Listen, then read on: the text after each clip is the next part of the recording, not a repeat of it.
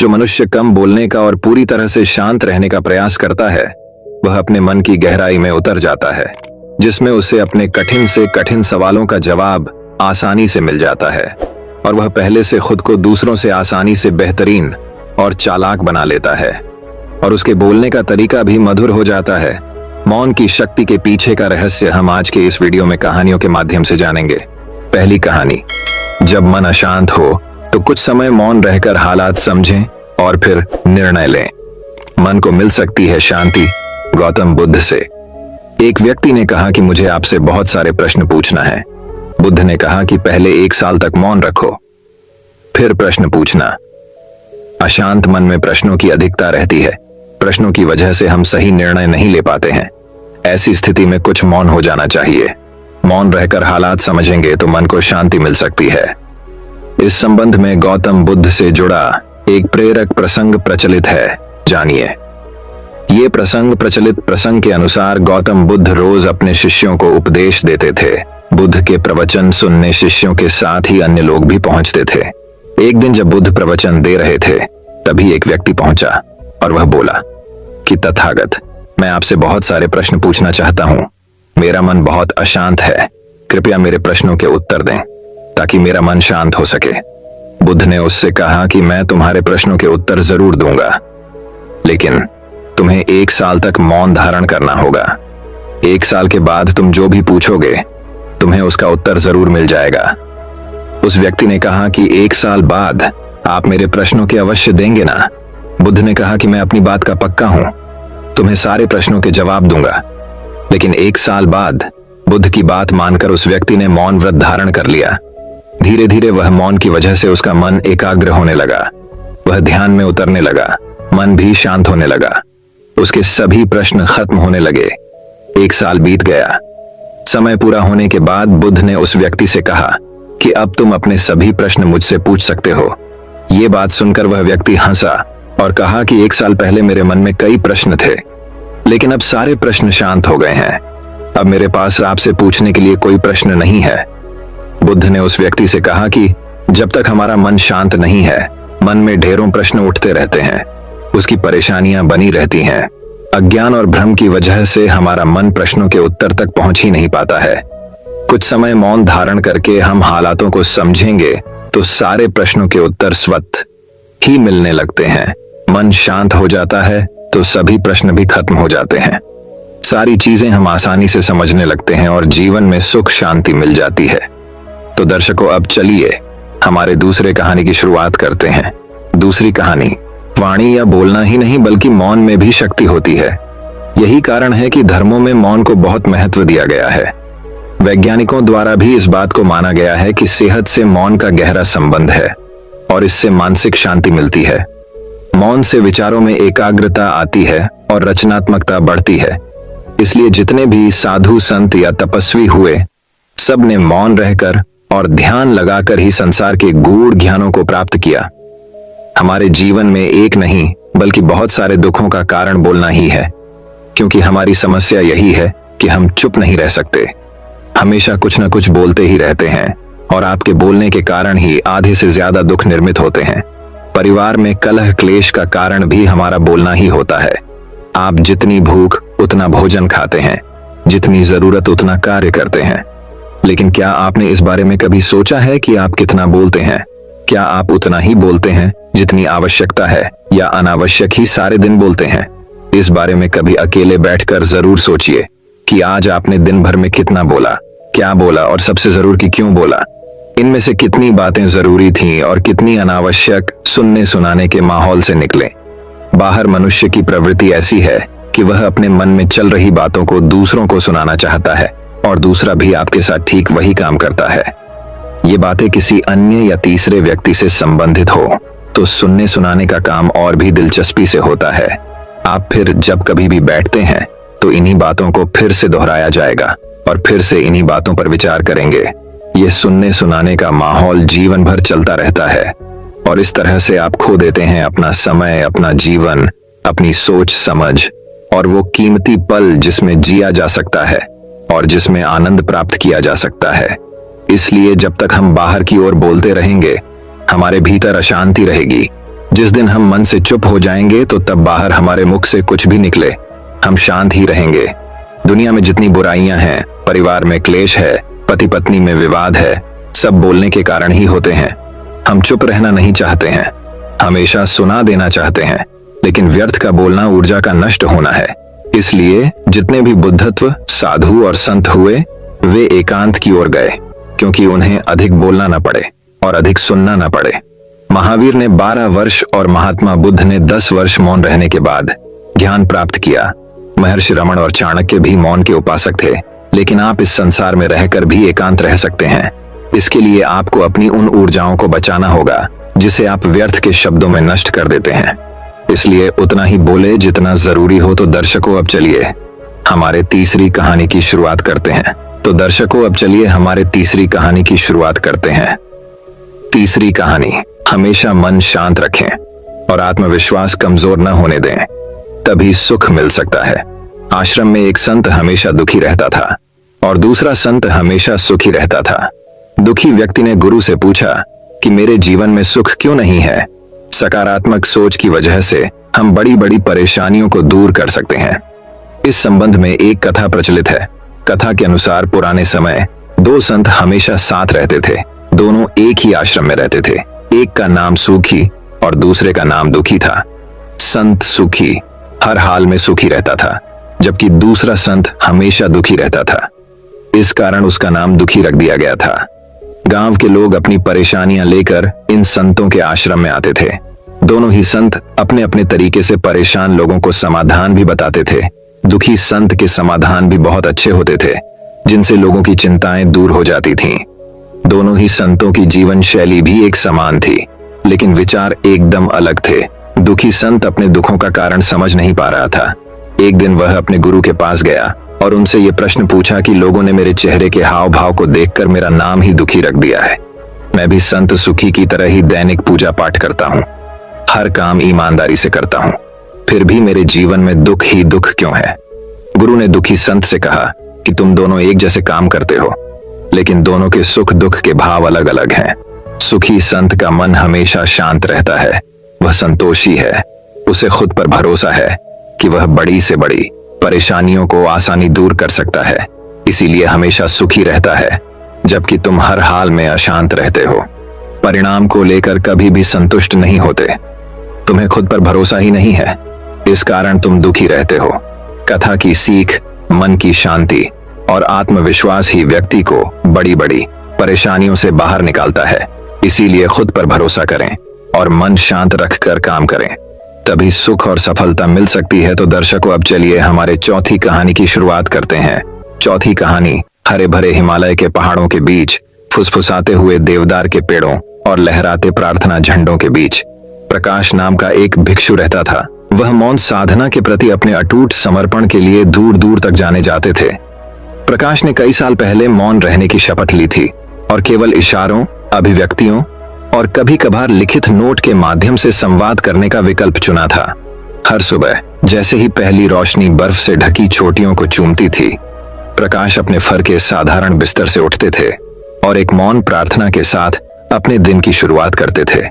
फिर वह प्राचीन बोधि वृक्ष के नीचे ध्यान करते थे। उनका मन भोर के समय पहाड़ी झील की तरह स्पष्ट और शांत होता था। प्रकाश के दिन शांत गतिविधियों से भरे हुए थे। मठ के वनस्पति उद्यान की देखभाल करना, हर्बल चाय बनाना और उन ग्रामीणों को आशीर्वाद देना जो उसकी बुद्धि की तलाश में आए थे। उनकी चुप्पी के बावजूद उनकी सौम्य उपस्थिति बहुत कुछ कहती थी और कई लोग उनकी संगति में सांत्वना तलाशते थे। एक दिन राजू नाम का एक युवक मठ में पहुंचा। उसका दिल दुख से भारी था। वह सांसारिक सुखों की तलाश में अपना रास्ता खो चुका था और अब अपनी गहरी चुप्पी के लिए जाने जाने वाले भिक्षु से मार्गदर्शन चाहता था। जैसे ही राजू प्रकाश के चरणों में बैठा, भिक्षु ने उसे ऐसी आंखों से देखा जो सतह से परे उसकी परेशान आत्मा की गहराई में देख रही थीं। बिना कुछ कहे प्रकाश ने राजू को कागज की एक खाली शीट और एक कलम दी। भ्रमित लेकिन उत्सुक, राजू ने झिझकते हुए कलम उठाया और लिखना शुरू कर दिया। उसके शब्द तेज नदी की तरह बह रहे थे। उसके डर, पछतावे और इच्छाओं को बाहर निकाल रहे थे। जैसे ही उसने लिखना समाप्त किया, उसने कागज प्रकाश के फैले हुए हाथ में रख दिया। शांत मुस्कान के साथ प्रकाश ने कागज पर लिखे शब्दों को पढ़ा और फिर उसे तोड़ मरोड़ कर अग्निकुंड में फेंक दिया। जैसे ही आग की लपटों ने कागज को भस्म कर दिया, राजू को अपने ऊपर मुक्ति का एहसास हुआ, मानो उसका बोझ कागज के साथ जल रहा हो। उस दिन से राजू मठ का नियमित आगंतुक बन गया। प्रकाश के साथ मौन चिंतन में बैठा और उसकी उपस्थिति की शांति में शांति पा रहा था। उसने हवा की फुसफुसाहट, पत्तों की सरसराहट और अपने दिल की धड़कन सुनने की कला सीखी। जैसे जैसे मौसम बदला और बर्फ पिघलकर पहाड़ों पर बहने वाली नदियों में बदल गई, राजू को मौन का सही अर्थ समझ में आया। ये केवल शब्दों की अनुपस्थिति नहीं थी, बल्कि एक गहरी आंतरिक शांति की उपस्थिति थी, जिसने किसी को ब्रह्मांड को उसकी असंख्य आवाजों में बोलते हुए सुनने की अनुमति दी। चांदनी रात में जब वे टिमटिमाते तारों के नीचे बैठे थे, प्रकाश ने आखिरकार अपना मौन व्रत तोड़ दिया और पहाड़ी हवा की तरह धीमी आवाज में राजू से बात की। उन्होंने कहा, मौन शून्यता नहीं है, यह वह स्थान है जहां आत्मा अपनी सच्ची आवाज पा सकती है, जहां ज्ञान और शांति निवास करती है। इन शब्दों के साथ राजू को उस भिक्षु के प्रति कृतज्ञता और श्रद्धा की गहरी भावना महसूस हुई, जिसने उसे आत्म खोज की यात्रा में मार्गदर्शन किया था। वह जानता था कि मौन का पाठ हमेशा उसके साथ रहेगा, उन कालातीत पहाड़ों की तरह जो मठ को अपने शाश्वत आलिंगन में समेटे हुए हैं। और इस प्रकार मौन रहकर बोलने वाले साधु की कहानी दूर दूर तक फैल गई, जिससे दूसरों को उस ज्ञान की तलाश करने की प्रेरणा मिली जो केवल हृदय की शांति में ही पाया जा सकता है। इस कहानी का नैतिक ये है कि कभी कभी सबसे गहन सत्य शब्दों के बीच के शांत स्थानों में पाया जा सकता है, जहां आत्मा फुसफुसाहट में बोलती है, जिसे केवल चौकस श्रोता ही सुन सकता है। प्रकाश की तरह हम सभी मौन की शक्ति को अपनाना सीखें और ये हमें आंतरिक शांति और ज्ञानोदय के मार्ग पर मार्गदर्शन करे। तो दर्शकों, अब चलिए हमारे 5वीं कहानी की शुरुआत करते हैं। 5वीं कहानी। एक समय की बात है। हरे भरे राज्य के मध्य में एक शानदार महल था, जहां एक बुद्धिमान और विनम्र भिक्षु रहता था। यह भिक्षु अपने गहन ज्ञान और भौतिक संसार के दायरे से परे देखने की क्षमता के लिए दूर दूर तक जाना जाता था। राज्य के राजा ने भिक्षु की बुद्धिमत्ता के बारे में सुनकर बहुत महत्वपूर्ण मामलों पर उसकी सलाह लेने का फैसला किया। राज्य चलाने के बोझ से बोझिल होकर राजा साधु के महल की ओर चल पड़ी। जैसे ही वह महल के शांत बगीचों में दाखिल हुआ, राजा उस जगह पर छाई शांति से दंग रह गया। पक्षी मधुर चहचहा रहे थे, रंग बिरंगे फूल खिल रहे थे और पेड़ों के बीच से हल्की हल्की हवा चल रही थी। राजा को भिक्षु की उपस्थिति में ले जाया गया, जो मौन ध्यान में बैठा था। उसकी आंखें बंद थीं और उसका चेहरा शांत था। राजा झिझक रहे थे, समझ नहीं पा रहे थे कि कैसे शुरुआत करें, लेकिन भिक्षु ने अपनी आंखें खोली और धीरे से मुस्कुराए। भिक्षु ने कहा, आपका स्वागत है। हाँ राजा जी, तुम्हारे दिल को क्या परेशानी है? राजा ने मार्गदर्शन और सांत्वना मांगते हुए अपनी चिंताओं और भय को भिक्षु के सामने प्रकट किया। भिक्षु ने धैर्यपूर्वक सुना। उसकी टकटकी अविचल थी। उसकी उपस्थिति ने राजा के अशांत विचारों को शांत कर दिया। राजा के बोलने के बाद भिक्षु बहुत देर तक चुप रहा। उसकी नजर क्षितिज के पार एक सुदूर बिंदु पर टिकी रही। आखिरकार वह बोला। उसकी आवाज नरम लेकिन अधिकार से भरी हुई थी। हाँ राजा, भिक्षु ने कहा, आपकी परेशानियों का उत्तर दुनिया के कोलाहल में नहीं, बल्कि आपके दिल की शांति में है। अपने भीतर की शांति की तलाश करें और आपको बुद्धिमानी और न्यायपूर्वक शासन करने की ताकत मिलेगी। राजा साधु के शब्दों से अचंभित रह गया, क्योंकि वे उसकी जटिल समस्याओं के समाधान के लिए बहुत सरल लग रहे थे। लेकिन उन्होंने उन्हें दिल से लगा लिया और कुछ समय शांत चिंतन में बिताने का संकल्प लिया। जैसे जैसे दिन हफ्तों में बदल गए, राजा दरबार की हलचल से दूर चले गए और महल के बगीचों में आराम तलाशने लगे। वह एक ऊंचे पेड़ की छाया के नीचे बैठ गया। उसका मन शांत था और उसका दिल शांत था, और उस चुप्पी में उसे उन सवालों के जवाब मिल गए जो उसे इतने लंबे समय से परेशान कर रहे थे। जब राजा अपने एकांत से बाहर आया तो वह बदला हुआ आदमी था। उनकी प्रजा ने उनकी आंखों में नई बुद्धि और करुणा देखी और उनके सौम्य शासन के तहत राज्य समृद्ध हुआ। और साधु मुस्कुराया, यह जानकर कि राजा ने वास्तव में मौन की शक्ति को समझ लिया है। कहानी का सार यह है कि सच्चा ज्ञान दुनिया के शोर में नहीं, बल्कि हमारे अपने दिलों की शांत गहराइयों में निहित है। मौन की शांति में हम अपने गहरे सवालों के जवाब पाते हैं और जीवन की चुनौतियों का साहस और शालीनता के साथ सामना करने की ताकत पाते हैं।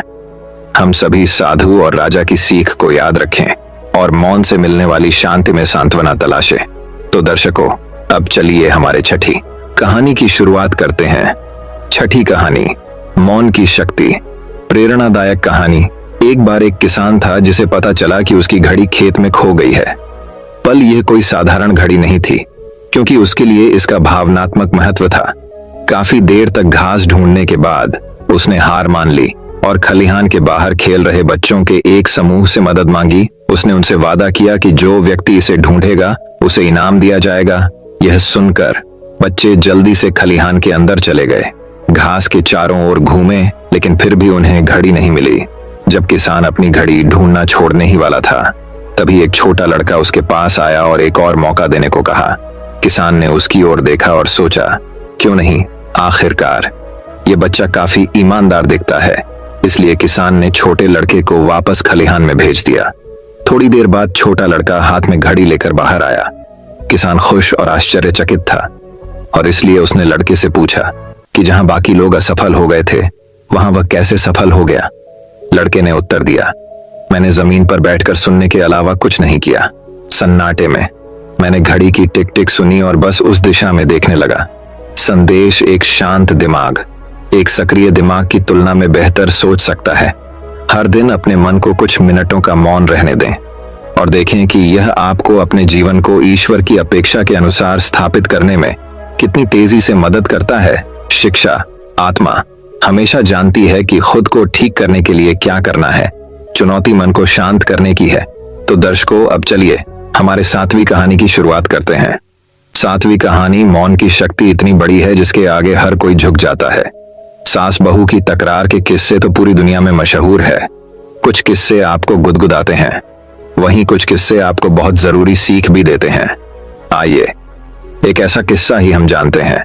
एक गांव में सास बहू रहती थी। दोनों में छोटी छोटी बातों पर लड़ाई होती रहती थी। सास अपना रसूख जमाने के लिए बहू को हमेशा खरी खोटी सुनाया करती थी।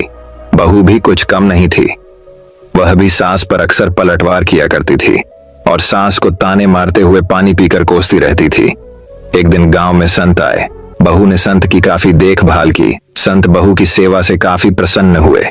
एक दिन मौका देखकर बहू ने संत से निवेदन किया कि वह उसको कोई ऐसा उपाय बताए कि उसकी सास की बोलती बंद हो जाए। बहू के निवेदन करने पर संत ने कागज पर एक मंत्र लिखकर उसको दे दिया और कहा कि जब भी तुम्हारी सास तुमको बुरा भला बोले, तुम इस मंत्र को कागज पर लिखना और अपने दांतों के बीच दबा लेना। दूसरे दिन जब सास ने बहू के साथ झगड़ा किया और उसको अपशब्द कहे, तो सास ने संत के कहे अनुसार किया और मंत्र को कागज पर लिखकर अपने दांतों के बीच दबा लिया।